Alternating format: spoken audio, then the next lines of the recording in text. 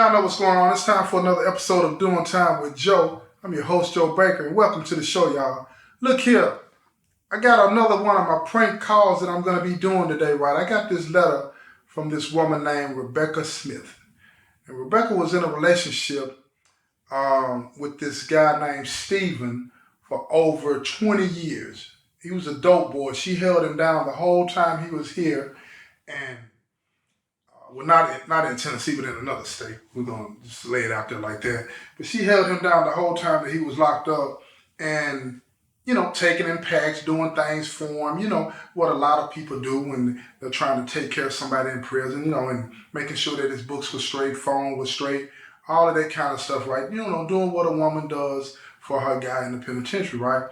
But in this situation, y'all, this brother did a 20-year bid and got out and didn't even give her the time of day. Walked away from her. He played around with her for a little while, stringing her along, getting what he could out of her until he got established, and then he just got ghosted and left her. And the reason this is important, the reason that I'm going to be doing this show and letting you hear this conversation that I had with him is because she had a daughter that was very, very, very young when she got involved with Stephen. And her daughter looked at him as a father figure. And because of that, and watching that relationship that her mother had with Stephen, she ended up dating a guy that is incarcerated. I'm not against that, y'all know that. But this situation has caused this mother a lot of grief. And she's not against people in prison, but she wants her daughter to see what type of man he really is. And she has a hard time trying to make her understand that this is not a good dude. And it's not like she's trying to break up the relationship that she's in, but she wants her daughter to see that this man is not somebody that she should look up to as her father because he's really mistreated her. You know what I mean? So I got this scenario that I'm going to play. I'm just going to let you hear it. I'm not going to tell y'all, what the scenario is going to be about. You're going to have to listen to the entire show to see what's going on. But I want y'all to lean back in your chairs and get ready because here we go. We back with the prank calls, right? So just sit back and relax and enjoy the show.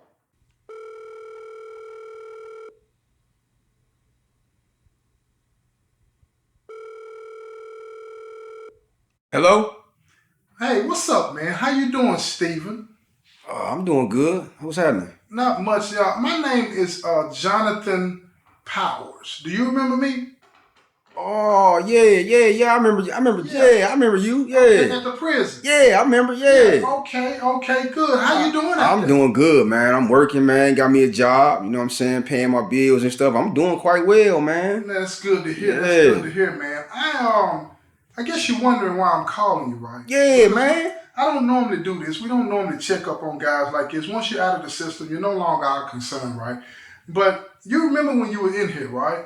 And I was after you. You do remember that. Yeah, you was always trying to get me, man. Yeah. Well, cat and mouse, cops and robbers. You know how it goes, right? Yeah, I remember. Okay.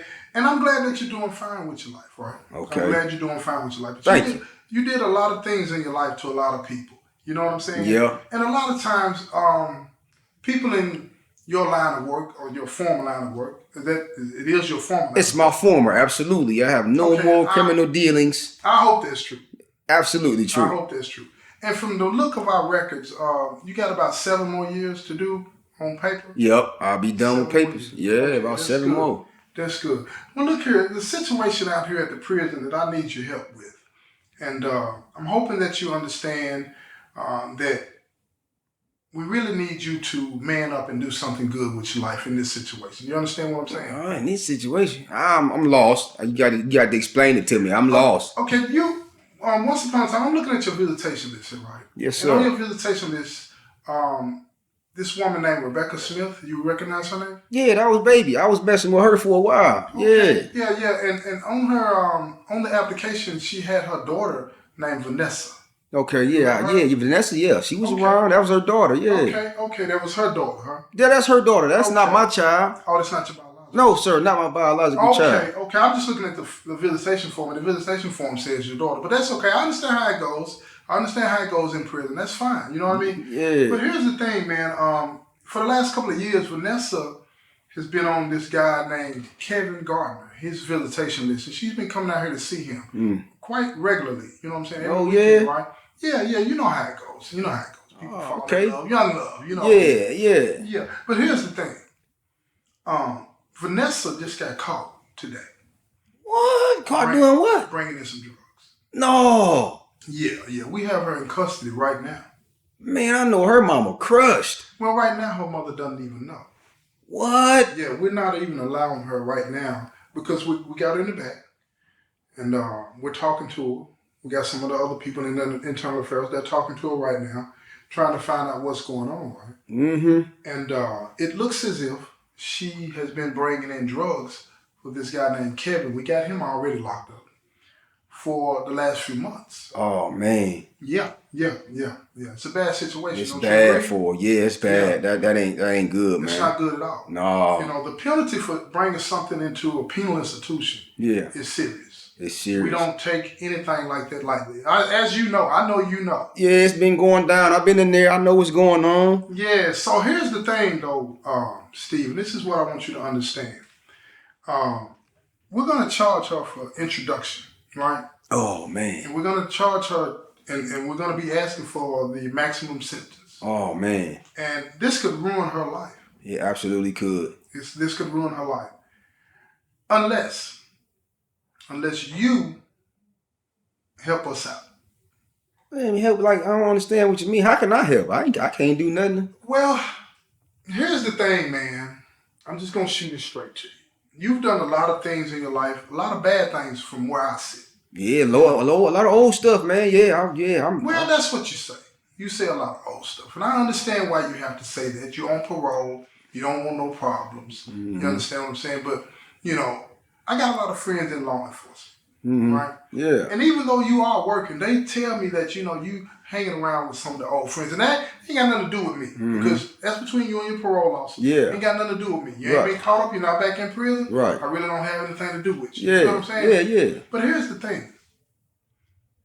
I hold grudges. What? I hold grudges. And Come I feel on, like, man. Yeah, I feel like you want to get away. Oh, man, come on. Yeah, I feel like you want them to get away. Yeah. And here's the thing. This is how we can settle this, right? Because I know this is your daughter. I know you fond of her. I know this. It's no way that you couldn't be. You spent 20 years in her life. Yeah, I care about her. She's somebody. She's a friend of the family now. Yeah, that's sad. What's happening to her too? Well, hold on. You mean she's a friend of the family? So are you still with her mother? Oh no, we ain't together no more. Yeah, we're not together no more. Interesting. So you got out and you left this one. It just didn't pan out right. It wasn't that I left her. It's just, you know, circumstances and things just worked the way it went, and we just went our separate ways. Okay. Was it anything that she did or didn't do? Nah, I don't think it was on her. It just, we wasn't really a good fit, man. You know what I'm saying? So the whole 20 years you was in, you was a good fit, but when you get out, then all of a sudden you're not a good fit, huh? Yeah, you can say that. That's what happened, man. Well, I understand that because a lot of guys in prison do that. They'll milk the woman for everything they can get while they're in here calling her baby and loving her and all this. It wasn't like that, though. What was it like? I really cared for her, man. You know, we really cared about each other. Until you hit the streets. It just happened to play out like that, you know? Okay, look here. I'm not even going to bother to get all too deep in your personal life because I don't want to get off of what it is that I'm getting ready to lay out to you, right? Because you got a choice to make here, right? Your daughter's going to be charged, right, with introduction of drugs into a penal institution, which is a very serious charge, right? Yeah. And the feds might even get in on this, right? Because she was bringing in a substantial amount of crystal meth. You understand? Oh, man. Oh, yeah. Serious thing to us, right? Because it's killing a lot of people. You know what I mean? But here's the thing. Now, you can help her out by accepting the responsibility for that those drugs. Oh, no. What do you mean? No, absolutely not. Well, here's the thing now. Now, we've talked to her, and she hasn't said anything to implicate you. She hasn't said much at all other than it's all on her. She's doing what a lot of people in the streets would expect somebody like her to do. Stand up, ride or die. That's what it sounds like, right? But she's young. She don't understand what she's doing. She's throwing her life away. Absolutely. And I believe that she was doing that because she saw the relationship that her mother was having with you. Oh, I ain't got nothing to do with that. You can't tie me into it like that, man. No, I'm not trying to tie you into what she's doing and bringing in the drug. What I'm saying is, I believe that you're responsible for her doing the things that she's doing now and standing on it the way she's standing on it. She saw her mother do that for you. Did she or did she not? She did see her mom do that, but that was something she got to take up with her mom, though, right? So you bear no responsibility. I can't see how I do in any of this. I don't see how. She looked up to you as a father figure. Did she or did she not? She did. You called her your daughter. I did. I didn't sell drugs, though. I didn't have her mom selling drugs for me. You had her mom bringing in drugs. Absolutely not. Look. Absolutely not. Look here. You're free, right? And you're on parole. I get it. You don't want to say certain things. You think I'm trying to get you. I'm not trying to get you. I'm trying to get you to do something right. I'm trying to get you to make amends for what you did. Oh, man, this is horrible. This is wrong. I can't even believe you approaching me with this like this. I'm out here living good. I've served my time, gave my time to the system. Steven, stop. I'm paying taxes. Stop. You're not, no. I don't want to hear any of that. I don't want to hear any of that because I know that's not true.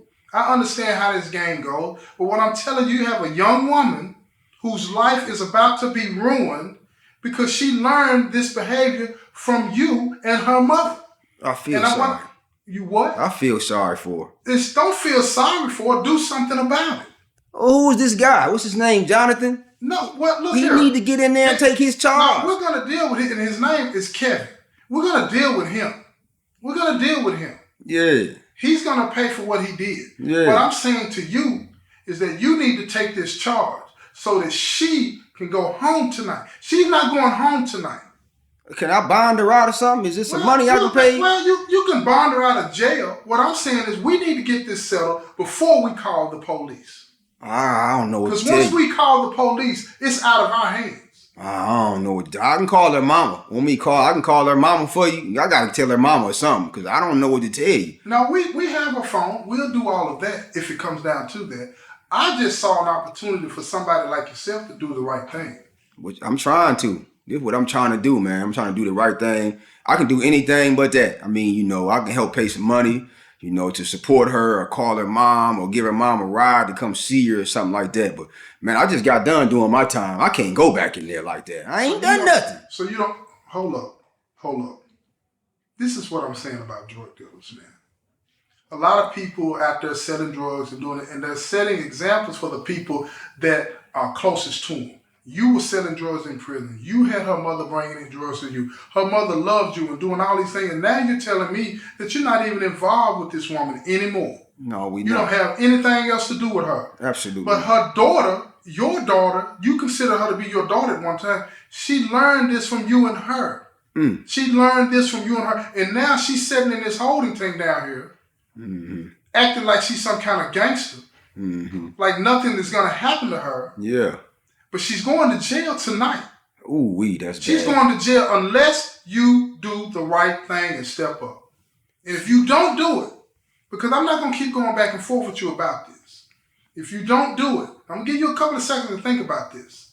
But if you don't do this, I'm going to get off this phone and I'm going to call the police and then they're going to come and get her. And then you can go down to that police station and make her bond. And she'll never know that you had an opportunity to help her because I won't say anything about it. But you'll know. You'll know you had a chance to set her free. To set her free, you got to sacrifice yourself. Because don't you feel some responsibility for this? Man, I don't believe I got any responsibility to play in this part right here. She made a bad decision. We all make bad decisions in our lives. She got into an age where she made a bad decision. Why do you think she did it? Her love for Kevin. So is that the reason her mother did it for you? I ain't have her mother. I don't understand what you're saying about that. I never had her mother do anything about any drugs. One minute you say you're a taxpayer, law-abiding citizen. The next minute you're acting like a criminal. Men, this is two men having a conversation. I'm just telling you the truth, man. I would never incriminate myself truth. as far as saying something like I sold drugs and had somebody bringing drugs into the facility. But I did tell you that this is just between me and you. Nobody known about this conversation. And I'm sitting here saying right now, and plus, furthermore, it's nothing that I can even do with this. It's not a situation where you are under criminal investigation. I haven't read you your rights or anything like that. So anything that we're talking about, I couldn't use it against you. I just want you to accept responsibility and help this woman. This young woman whose life is going to be over if you don't do something. I can't change my past, man. I did what I did. It's in my past. If somebody got a bad example from my past and they messed up their lives, man, I'm sorry. But I can't do that. I can't step up and take this charge like that. It's not something that I can do. So that's your final say on this? Man, that's it, man. I can't do nothing like that. That's unfortunate, man. But she's going to jail. And well, you make sure. I'm going to call her mother. I'm going to let her call her mother, actually. And then y'all can meet her at the jail because she's on her way down. It'll take about an hour to get all the paperwork done. Then you can meet her at the jail. And then you can tell her yourself how much you care about her. Man, I appreciate you for letting me know. Well, I didn't let you know, you know what I'm saying, out of respect or anything like that. No, it wasn't even about that. I let you know because I thought that you would want to do the right thing by somebody that you cared about. Wow. Man, I don't know how that's the right thing, but I hear you, though. Okay. Appreciate you, man. Yeah. Taking the call, okay? All right, man. Yep. You have a good one. All right, man. I'll let you. Now, check this out, y'all. I hope that you understand what you just heard in this conversation because this is how raw it gets when you're dealing with somebody that lives that lifestyle, that doesn't see any responsibility in what they do in shaping a person's mind and that person ending up in the streets. They bear no responsibility at all and they're not willing to do anything other than, like you heard him, go make her bond. And I hope that, this helps Rebecca convince her daughter that this is not the lifestyle that she should want to live. And I hope that any of you out there that are listening, understand that this is how raw it gets when you're dealing with somebody that's in the street. This is all about self. This is not about other individuals. This is about self. The criminal lifestyle is about self. And it's not one that I recommend you take up. This has been another episode of Doing Time with Joe. I'm your host, Joe Baker, and I say peace, y'all.